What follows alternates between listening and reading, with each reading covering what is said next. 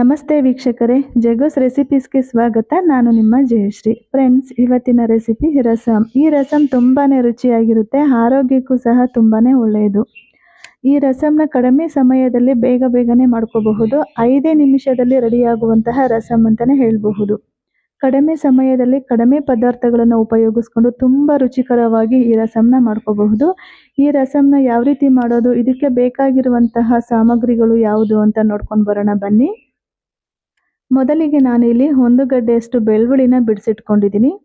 1 ಸ್ಪೂನಷ್ಟು ಜೀರಿಗೆ, 1 ಸ್ಪೂನ್ ಮೆಣಸು, ಸ್ವಲ್ಪ ಹುಣಸೆಹಣ್ಣು, ಒಂದು ನಿಂಬೆಹಣ್ಣಿನಲ್ಲಿ ಅರ್ಧದಷ್ಟು ಹುಣಸೆಹಣ್ಣು, ಒಂದು ಅರ್ಧ ಟೊಮೊಟೊ ಕಟ್ ಮಾಡಿ ಇಟ್ಕೊಂಡಿದ್ದೀನಿ, ಸ್ವಲ್ಪ ಕೊತ್ತಂಬರಿ ಸೊಪ್ಪು, 3 ಹಸಿಮೆಣಸಿನಕಾಯಿ ಹಾಗೂ 3 ಒಣಮೆಣಸಿನಕಾಯಿ. ಇಷ್ಟು ಪದಾರ್ಥಗಳನ್ನ ರುಬ್ಕೊಳ್ಬೇಕು. ರುಬ್ಬೋದಕ್ಕೆ ಮೊದಲು ಒಂದು ಜಾರ್ ತಗೊಂಡು ಅಲ್ಲಿಗೆ ಮೆಣಸು, ಜೀರಿಗೆ, ಬೆಳ್ಳುಳ್ಳಿ, ಟೊಮೊಟೊ, ಹಸಿಮೆಣಸಿನಕಾಯಿ, ಒಣಮೆಣಸಿನಕಾಯಿ, ಹುಣಸೆಹಣ್ಣು, ಕೊತ್ತಂಬರಿ ಸೊಪ್ಪು, ಸ್ವಲ್ಪ ನೀರು ಹಾಕ್ಕೊಂಡು ರುಬ್ಕೊಂಡಿದ್ದೀನಿ. ರುಬ್ಬಿದ್ದಾಗಿದೆ. ಇವಾಗ ಸ್ಟವ್ ಆನ್ ಮಾಡಿಕೊಂಡು ಒಂದು ಬಾಣಲಿ ಇಟ್ಟಿದ್ದೀನಿ. ಬಾಣಲಿ ಬಿಸಿ ಆಗ್ತಾ ಇದ್ದಾಗೇನೆ ಅಲ್ಲಿಗೆ ಸ್ವಲ್ಪ ಎಣ್ಣೆ ಹಾಕ್ಕೊಂಡು, ನಂತರ ಕರಿಬೇವು, ಒಣಮೆಣಸಿನಕಾಯಿ ಎರಡನ್ನೂ ಹಾಕ್ಕೊಂಡು ಹಾಗೆ ಫ್ರೈ ಮಾಡ್ಕೊಳ್ತೀನಿ.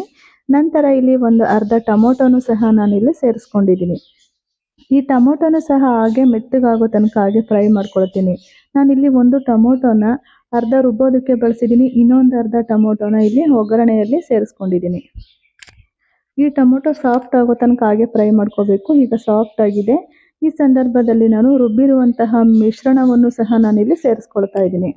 ಇದನ್ನು ಹಾಗೆ 1 ನಿಮಿಷಗಳ ಕಾಲ ಹಾಗೆ ಚೆನ್ನಾಗಿ ಫ್ರೈ ಮಾಡ್ಕೋಬೇಕು. ನೋಡಿ, ಈ ರೀತಿ ಎಣ್ಣೆಯಲ್ಲಿ ಫ್ರೈ ಮಾಡ್ತಾ ಇದ್ರೆ ಒಂದು ಒಳ್ಳೆ ಘಮ ಅಂತ ಒಳ್ಳೆ ಪರಿಮಳ ಬರುತ್ತೆ. ತುಂಬಾನೇ ರುಚಿಯಾಗಿರುತ್ತೆ. ಈ ಸಾಂಬಾರು ತುಂಬ ಚೆನ್ನಾಗಿರುತ್ತೆ. ಒಂದ್ಸರಿ ಟ್ರೈ ಮಾಡಿ, ನಿಮಗೆ ಗೊತ್ತಾಗುತ್ತೆ ಹೇಗಿದೆ ಈ ರಸಮ್ ಅಂತ.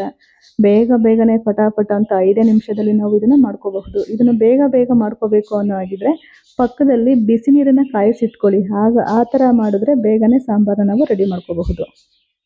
ನಾನು ಇದೇ ರೀತಿಯಾಗಿ ಬಿಸಿನೀರ ಕಾಯಿಸಿಟ್ಕೊಂಡು ಹಾಕೊಂಡಿದ್ದೀನಿ. ಹಾಗಾಗಿ ಸಾಂಬಾರನ್ನ ಬೇಗನೆ ರೆಡಿ ಆಯಿತು ಅಂತಲೇ ಹೇಳ್ಬೋದು.